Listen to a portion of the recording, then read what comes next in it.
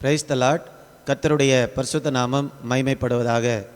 இன்றைய தியானம் எஸ்ரா 1ஆம் அதிகாரத்திலிருந்து 3ஆம் அதிகாரம் வரை. இந்த நாள் தியானத்திற்கான தலைப்பு, இனி என்னால் எழும்ப முடியுமா? இதுக்கு முந்தின தியானத்தில் நாம் பார்த்தோம், 2 நாளாகமம் 36ஆம் அதிகாரத்தில் 19ஆம் வசனம் 20ஆம் வசனத்தை பார்க்கும்போது, பாபிலோனியர்கள் வந்து தேவனுடைய ஆலயத்தை தீக்கொளுத்தி எருசலேமின் அலங்கத்தை இடித்து அதன் மாளிகைகள் எல்லாவற்றையும் அக்கினியினால் சுட்டெரித்து விட்டார்கள். அதுக்கு அடுத்த வசனத்தில், பட்டயத்திற்கு தப்பின மீதியானவர்களை அவன் பாபிலோனுக்கு சிறைபிடித்து போனான். அப்போ கடந்த புஸ்தகம் இவ்வாறு முடிவடைகிறது.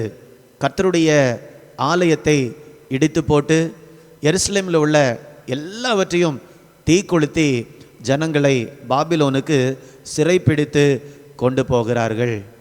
இப்போ இந்த அதிகாரத்தை நாம் படிக்கும்போது நமக்கு ஒரு கேள்வி, இந்த பட்டணத்தை திரும்பவுமாக கட்ட முடியுமா? இந்த அளவுக்கு அழிந்து சாம்பலாகிவிட்டதே, இதை திரும்பவும் கட்ட முடியுமா? அப்படி கூட நாம் நினைக்கலாம். நம்முடைய வாழ்க்கையில் கூட இப்படிப்பட்ட அனுபவம் ஒரு சில நேரங்களில் நடைபெறும்.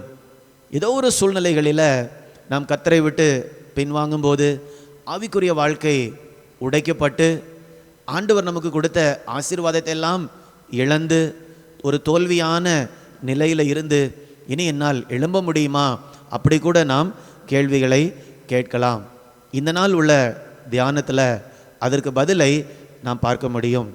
இப்பொழுது இந்த ஜனங்கள் பாபிலோனுக்கு சிறையாக கொண்டு போகப்பட்டு சுமார் 70 ஆண்டுகள் நிறைவேறி இருக்கின்றன.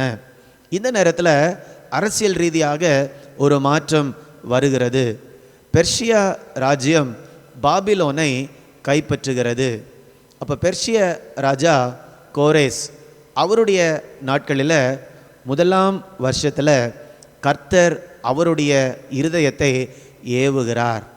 நாம் அதை தான் எஸ்ரா 1ஆம் அதிகாரம் 1 வசனத்தில் நாம் வாசிக்கிறோம்.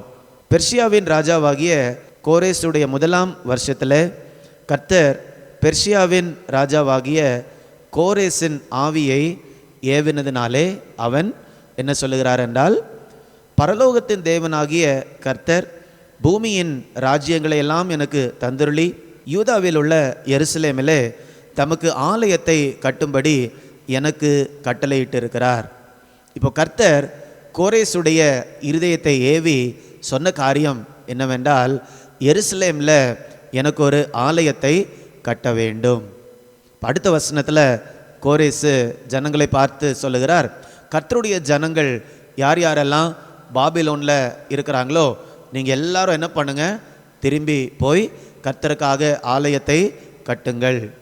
இன்னொரு காரியத்தையும் கூட அவர் சொல்லுகிறார், எந்தெந்த இடத்துல கர்த்தருடைய ஜனங்கள் இருக்கிறார்களோ அங்கே இருக்கக்கூடிய ஜனங்கள் என்ன பண்ணணும்னா, இவர்களுடைய கரங்களில் தேவையான காணிக்கைகள், பொருட்கள் எல்லாவற்றையும் தாராளமாக கொடுத்து அனுப்ப வேண்டும் என்று சொல்லி அவர் கட்டளையிடுகிறார். அவ்வாறு அப்படி நீங்கள் செய்து இவர்களுடைய கரங்களை திடப்படுத்துங்கள் என்று சொல்லுகிறார். அது மாத்திரமல்ல, ஆண்டவர் கோரேசனுடைய ஆவியை மாத்திரம் ஏவி விடவில்லை, கர்த்தருடைய ஜனங்களுடைய இருதயத்தையும் கூட அவர் ஏவி விடுகிறார். அதனால எவர்கள் ஆவியை தேவன் ஏவினாரோ அவர்கள் எல்லாரும் எழும்பினார்கள்.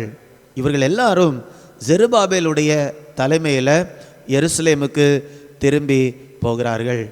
அவர்கள் எருசலேமுக்கு போன உடனே என்ன பண்ணுறாங்கன்னா, முதலாவதாக கர்த்தருக்கென்று ஒரு பலிபீடம் கட்டி அவர்கள் பலி செலுத்த ஆரம்பிக்கிறார்கள். மோசே எழுதின நியாயப்பிரமாண புஸ்தகத்தில் எப்படி பலி செலுத்த வேண்டும் என்று எழுதியிருக்கிறதோ அந்த காரியங்களை எல்லாம் செய்ய ஆரம்பிக்கிறார்கள். அதை தொடர்ந்து அவர்கள் என்ன செய்கிறார்கள் என்றால், கர்த்தருக்காக ஆலயத்தை கட்ட ஆரம்பிக்கிறார்கள். இப்படியாக இந்த 3 அதிகாரங்கள் முடிகிறது. இதிலிருந்து ஒரு சில முக்கியமான காரியங்களை நாம் கற்றுக்கொள்ளலாம். முதலாவதாக, கர்த்தர் நம்முடைய வாழ்க்கையில் உண்மை உள்ளவராக இருக்கிறார். அவர் நம்மை நினைவு கூறுகிற தேவனாக இருக்கிறார். இந்த ஜனங்கள் எல்லாம் பாபிலோனுக்கு சிறைப்பட்டு போய் 70 வருடங்கள் ஆய்விட்டது. ஆனாலும் ஆண்டவர் சொல்லியிருந்தார், 70 வருஷம் முடிந்த உடனே உங்களை நான் திரும்பவுமாக எருசலேமுக்கு கொண்டு வருவேன். கர்த்தர் சொன்ன வாக்குத்தத்தத்தை அவர் நினைவு கூர்ந்து அப்படியே ஜனங்களுக்கு செய்கிறார். அதே மாதிரி நம்முடைய வாழ்க்கையில் கூட ஆண்டவர் நமக்கு சொன்ன காரியங்களை அவர் மறந்து போகவே மாட்டார்.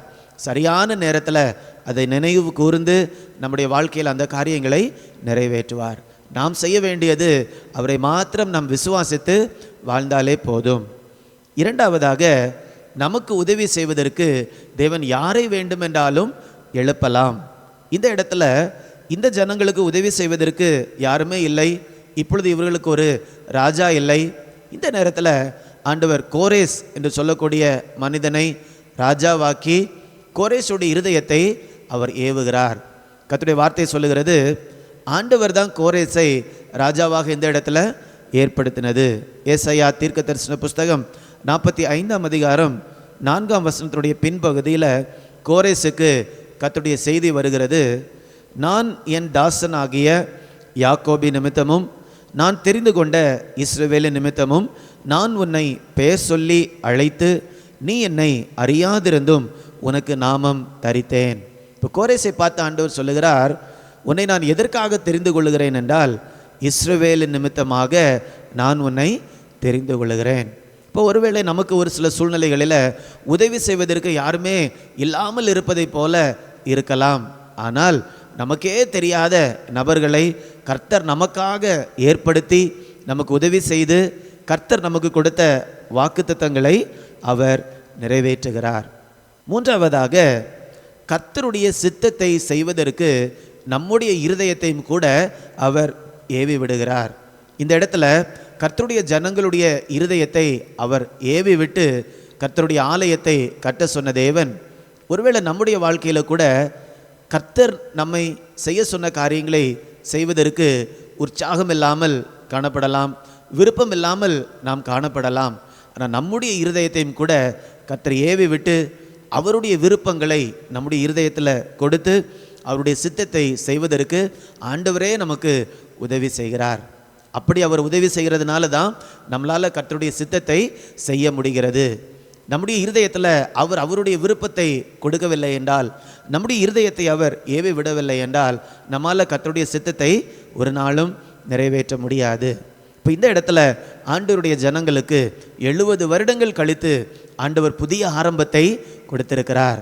ஒருவேளை நம்முடைய வாழ்க்கையில் ஆண்டவருடைய சித்தத்தை செய்து அநேக ஆண்டுகள் போயிருக்கலாம். ஐயோ, நான் ஆண்டவருடைய சித்தத்தை செய்து ரொம்ப நாள் ஆயிடுச்சே, கர்த்தருடைய காரியங்களில் ஈடுபட்டு ரொம்ப நாள் ஆகிவிட்டதே, இனி என்னால் திரும்ப எழும்பி கர்த்தருக்காக வாழ முடியுமா அப்படி கூட நம்ம நினைக்கலாம். நான் இங்கே பாருங்கள், 70 வருடங்கள் தாண்டி ஆண்டவர் இவர்களுக்கு ஒரு புதிய ஆரம்பத்தை கொடுத்து கர்த்தருடைய வேலையை செய்வதற்கு அவர்களுடைய கரங்களை திடப்படுத்தினார். இந்த நேரத்தில் உங்களுடைய வாழ்க்கை எந்த இடத்துல இருந்தாலும் சரி, இனி என்னால் திரும்ப எழும்ப முடியுமா அப்படிப்பட்ட கேள்வியோடு கூட நீங்கள் இருக்கலாம். என்னுடைய வாழ்க்கை இன்னும் கட்டப்படுமா அப்படி கூட நீங்கள் கேட்கலாம். கர்த்தர் உங்களுடைய வாழ்க்கையில் உண்மையுள்ளவராகவே இருக்கிறார். எத்தனை ஆண்டுகள் தாண்டி போனாலும், எத்தனை ஆண்டுகள் உங்களுடைய வாழ்க்கையில் ஒரு விதமான வெறுமையாக காணப்பட்டாலும் ஆண்டவர் உங்களை நினைவு கூறக்கூடிய தேவனாக இருக்கிறார். அப்படிப்பட்ட தேவனுடைய கரத்தில் நம்முடைய வாழ்க்கையை ஒப்பு கொடுக்கலாமா? அன்பின் ஆண்டவரே, உமக்கு நாங்கள் நன்றி செலுத்துகிறோம் அப்பா. 70 ஆண்டுகளுக்கு பிறகு உம்முடைய ஜனத்தை நீங்கள் சந்தித்தீரே, நீங்கள் அவர்களுக்கு கொடுத்த வாக்குத்தத்தத்தை நிறைவேற்றினீரே. அப்படிப்பட்ட நல்ல தேவனாக இருக்கிறீரப்பா. எங்கள் வாழ்க்கையிலும் கூட நீர் உண்மை உள்ளவராகவே இருக்கிறீர். எங்களையும் கூட நீங்கள் நினைவு கூறுகிறவராக இருக்கிறீரப்பா. எங்களுக்கும் கூட அநேக வாய்ப்புகளை திரும்ப கொடுக்கக்கூடிய தேவனாக இருக்கிறீரப்பா. இந்த நேரத்தில் கூட ஜெபத்தில் யார் யாரெல்லாம் ஆண்டவரே என்னுடைய வாழ்க்கையும் நீங்கள் திரும்ப கட்டுங்க, எனக்கும் ஒரு புதிய ஆரம்பத்தை தாங்க என்று யார் யாரெல்லாம் கேட்குறாங்களோ அவர்களுக்கும் ஆண்டவர் ஒரு புதிய ஆரம்பத்தை கொடுத்து நீங்கள் எடுத்து நிறுத்தும்படியாய் ஜெபிக்கிறேனப்பா. எங்களை ஒவ்வொருவருடைய வாழ்க்கையும் உம்முடைய கிருபையினால் திரும்ப கட்டப்படுவதாக அப்படி செய்து உம்முடைய நாமத்தை மகிமைப்படுத்தும் மீட்பர் இயேசுவின் மூலம் கேட்கிறேன் ஜீவனுள்ள நல்ல பிதாவே, ஆமேன், ஆமேன். God bless you. God bless you.